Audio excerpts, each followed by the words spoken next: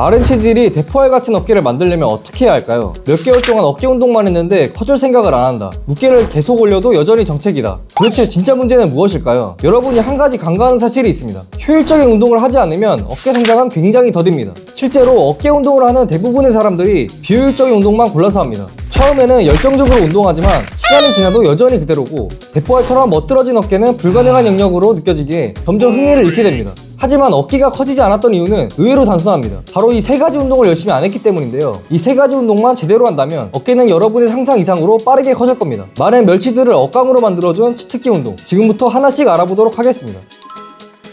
먼저 여러분의 어깨가 커지지 않았던 가장 큰 이유부터 알아보겠습니다. 어깨 크기를 결정하는 건 앞이 아니라 옆입니다. 측면 삼각근이 커져야 프레임이 넓어 보입니다. 전면은 앞쪽의 두께와 입체감을 보여주고, 후면은 뒤쪽의 두께와 입체감을 보여주는 역할입니다. 결국 실제로 어깨를 넓어 보이게 만드는 건 옆으로 퍼지는 측면 삼각근입니다. 그래서 이 부위가 안 크면 운동을 아무리 해도 어깨는 여전히 좁은 상태 그대로입니다. 그럼 중요한 건 측면 삼각근을 어떻게 자극하냐입니다. 대부분 여기서 사이드 레터럴 레이즈를 합니다. 저도 예전에는 그냥 이것만 했습니다. 근데 이 운동 방식이 문제입니다. 수많은 연구 결과를 보면 근육은 늘어난 상태에서 더 잘 자란다는 내용이 있습니다. 쉽게 말하면 수축된 상태보다 늘어나 있는 상태에서 자극을 줄 때 근성장이 더 잘 일어난다는 겁니다. 근데 문제는 지금 우리가 하는 사이드 레터럴 레이즈는 대부분 덤벨로 진행되기 때문에 이 구조랑 반대로 되어 있습니다. 덤벨은 중력이 아래로만 작용하기 때문에 아래에서는 중력과 방향이 같아서 힘이 거의 안 들고, 위로 올릴수록만 힘이 듭니다. 즉 근육이 늘어난 아래 구간에서는 자극이 상대적으로 약하고, 위에서만 제대로 자극을 받는 구조이기 때문에 가장 중요한 구간에서 자극이 빠지고 있습니다. 그렇다면 어떤 운동을 해줘야 될까요? 이 문제를 한 번에 해결해주는 방법이 있습니다. 바로 중력의 영향을 받지 않고 자극을 주기도 쉬운 케이블 레터럴 레이즈입니다. 이 운동의 핵심은 근육이 늘어난 구간에서도 자극을 쉽게 받을 수 있다는 겁니다. 케이블은 시작부터 당기는 힘이 걸리기 때문에 첫 번째 구간에서도 자극이 바로 들어갑니다. 그리고 무게에 짓눌려 자세가 무너져서 승모에 힘이 들어갈 일이 비교적 적기 때문에 쉽게 측면 삼각근에 자극점을 찾을 수 있습니다. 결국 이 운동을 채택한 이유는 성장은 근육이 늘어난 첫 번째 구간에서 폭발적으로 이루어지는데, 이 운동은 그걸 가능하게 한다는 겁니다. 어깨는 너무 고중량을 들게 되면 부상당하기 쉬운 부위니 가벼운 무게로 총 4에서 5세트씩 10개부터 시작해서 매주 한두 개씩 반복수를 늘려서 안정된 자세로 15회에서 20회가 가능해지면 점차적으로 중량을 올려나가길 권합니다. 그러면 어깨 안 크는 거 아니에요? 라고 할 수도 있는데, 여러 연구를 살펴보면 무게를 늘리는 방식과 반복수를 늘리는 방식 사이에 근성장 차이가 거의 없다고 나와 있으니 안심하셔도 됩니다. 이렇게 측면 삼각근으로 어깨 넓이를 만들었다면 이제 후면 삼각근으로 어깨 뒤쪽에 두께를 키워 입체감을 채워줘야 합니다.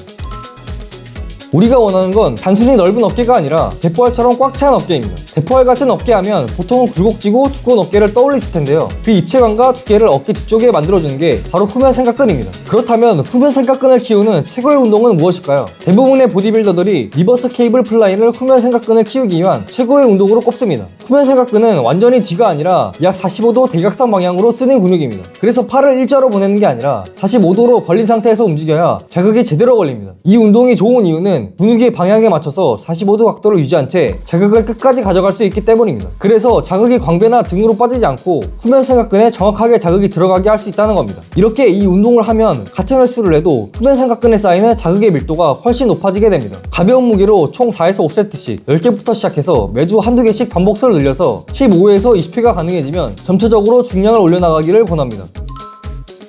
넓이와 후면의 두께를 만들었다면 이제 앞에서 보이는 두께를 채워야 합니다. 그 역할을 하는 게 바로 전면 삼각근입니다. 대포알은 옆과 뒤만이 아니라 앞까지 채워야 완성됩니다. 그래서 한 가지 운동을 추천드립니다. 바로 오버헤드 프레스입니다. 오버헤드 프레스 너무 식상한 거 아니에요? 이럴 수도 있는데, 오버헤드 프레스가 좋은 이유는 단순히 5대 운동 중 하나이기 때문이 아닙니다. 이 운동은 팔을 들어올리는 전 구간에서 전면 삼각근이 처음부터 끝까지 계속 개입하는 구조여서 중간에 힘이 빠지거나 다른 근육으로 넘기기가 어렵습니다. 그래서 전면 삼각근에 자극이 끊기지 않고 끝까지 유지됩니다. 그렇기 때문에 같은 무게를 들어도 다른 운동보다 훨씬 강한 자극을 만들 수 있습니다. 그리고 이 운동은 머리 위로 밀어내는 과정에서 어깨 전체가 안정적으로 버텨야 되기 때문에 전면 삼각근뿐 아니라 측면 삼각근까지 같이 개입하면서 어깨 전체를 더 크게 만들어줍니다. 앞전과 마찬가지로 가벼운 무게로 총 4에서 5세트씩 10개부터 시작해서 매주 한두 개씩 반복수를 늘려서 15회에서 20회가 가능해지면 점차적으로 중량을 올려나가기를 권합니다. 여기까지 어깨 부위별 최고의 운동을 알아봤는데요. 중요한 건 얼마나 많이 하느냐가 아니라 얼마나 효율적으로 하느냐입니다.